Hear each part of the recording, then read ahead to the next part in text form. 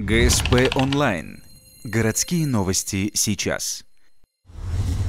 В понедельник, 25 августа, в Ухту из Петербурга вернулась Каролина Якумайте, руководитель ансамбля «Наргиз». Профессиональная исполнительница танца живота приняла участие в третьем международном фестивале «Этнодэнс». Главной его особенностью стали судьи. Большинство из них египтяне. Их по праву называют гуру восточного танца.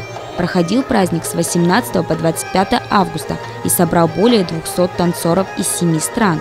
Ухтинская танцовщица выступала в 2 номинациях – соло-профессионалы и королева импровизации профессионала. Дополнительным испытанием стало выступление под живую музыку, исполняемую оркестром. Его звучание кардинально отличается от музыки на CD, поэтому подготовленное дома выступление пришлось переделывать буквально в считанные дни. Не просто оказалось выступить и с импровизацией.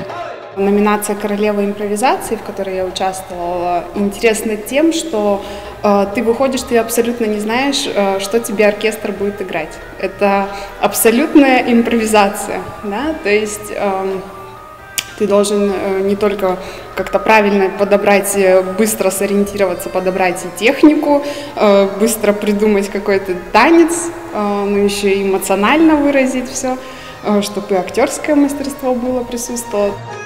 Ухтинская Шахерезада справилась со всеми трудностями. Результат – 1 место в соло среди профессионалов и 3 место за импровизированный танец. В качестве приза бесплатное занятие с лучшими мастерами восточного танца. Также Каролину, единственную из русских сольных танцовщиц, пригласили выступить на гала-концерте. Теперь в планах у солистки блеснуть красотой на родине белли-дэнса в Каире. Здесь в 2015 году пройдет фестиваль восточных танцев.